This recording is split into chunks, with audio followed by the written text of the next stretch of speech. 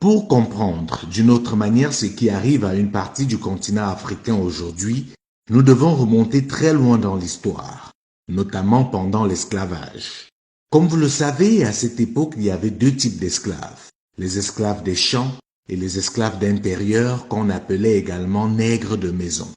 Ces derniers se distinguaient par leur extrême docilité et leur manque de dignité. Ils adoraient leur maître car à leurs yeux, c'était un dieu. Ils aimaient leur maître plus que eux-mêmes et c'est à cause d'eux que l'esclavage a duré 4 siècles. Ils étaient la meilleure arme des esclavagistes car c'est eux qu'on utilisait pour combattre les dignes esclaves dans les champs de coton. Ils prenaient du plaisir et se sentaient supérieurs à leurs frères des champs parce que eux, ils avaient droit au reste de table, ils pouvaient dormir dans la cave et porter les vieux vêtements du maître. Lorsque leurs frères des champs essayaient de leur faire entendre raison et militer pour la quête d'une évasion, ils ne comprenaient pas, car à leurs yeux, l'accomplissement ultime pour tout esclave, devenir nègre de maison. Même si parmi eux, certains acceptaient cette position par contrainte, notamment les femmes, et même par stratégie, ils n'étaient malheureusement pas très nombreux et se faisaient très souvent démasquer car leur dignité les rattrapait et trahissait leurs véritables intentions. Alors que les vrais nègres de maison, eux, étaient des experts dans leur domaine de prédilection, à savoir la lèche. Pourquoi nous revenons sur cet épisode aussi lointain qu'obscur? La raison est que cette catégorie d'Africains n'a pas disparu et n'est pas prête de disparaître. Ce qui a changé, c'est juste son appellation. On est passé de nègres de maison à évoluer pendant la colonisation et d'évoluer à collaborateurs, de collaborateurs à partenaires à nos jours. Souvenez-vous, pendant la colonisation, les nationalistes étaient qualifiés d'indigènes et ceux qui remerciaient le ciel pour la présence des colons étaient les évolués.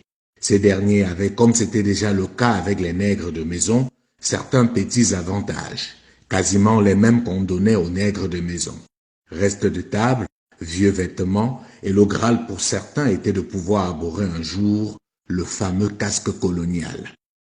C'est donc naturellement à ceux-là que les colons ont fait semblant de remettre le pouvoir au moment de ce qu'on a appelé la décolonisation. Il était vital pour les puissances coloniales de s'assurer que ce soit leur relais, à savoir les évolués, c'est-à-dire les nègres de maison, qui prennent les affaires.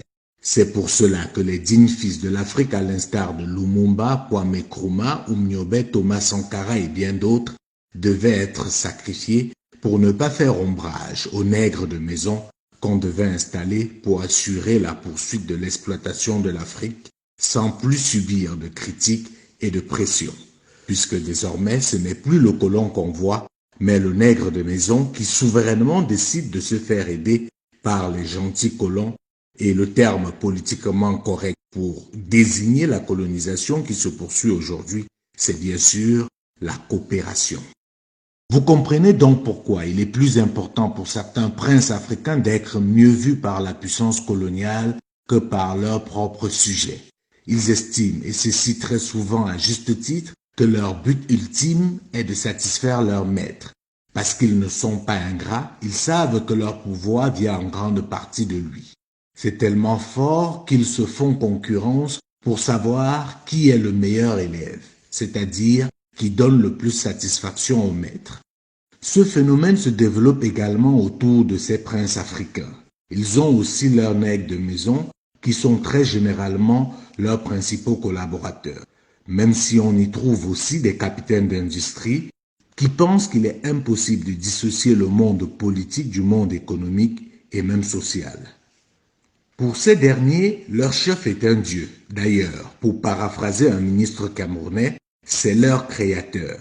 Et en tant que ses créatures, ils doivent l'adorer. Tout ce qu'il fait est bon.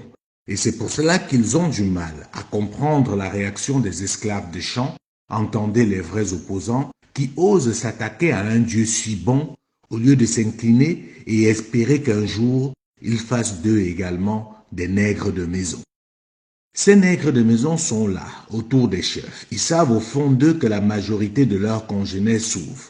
Mais si eux, ils peuvent dormir au chaud, avoir à manger régulièrement à leur table, se soigner, se permettre tous les excès, Tout va pour le mieux dans le meilleur des mondes. Et ceux qui se plaignent doivent être matés avec la dernière énergie. Ce qui est risible avec cette catégorie d'Africains, c'est que si leur maître actuel venait à disparaître, ils auraient la même attitude vis-à-vis du prochain maître.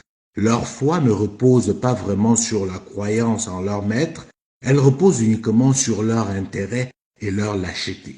Peu importe le maître, l'essentiel pour eux, c'est de rester nègres de maison à vie.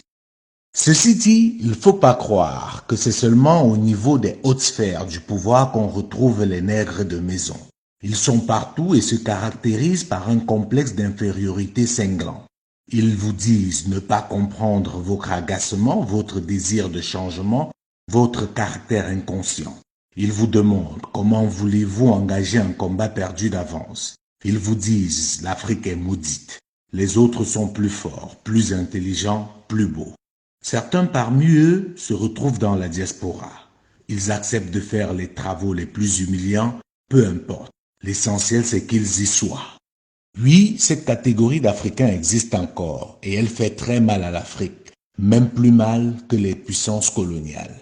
Très souvent par ignorance, mais comme disait quelqu'un, il n'y a de pire malade que celui qui ignore qu'il est. La question que je nous invite à nous poser aujourd'hui, c'est quelle catégorie d'esclaves sommes-nous? Sommes-nous des esclaves des champs ou des esclaves de maison? En répondant objectivement à cette question, nous marquerons un pas supplémentaire dans le combat pour la restauration de la dignité africaine.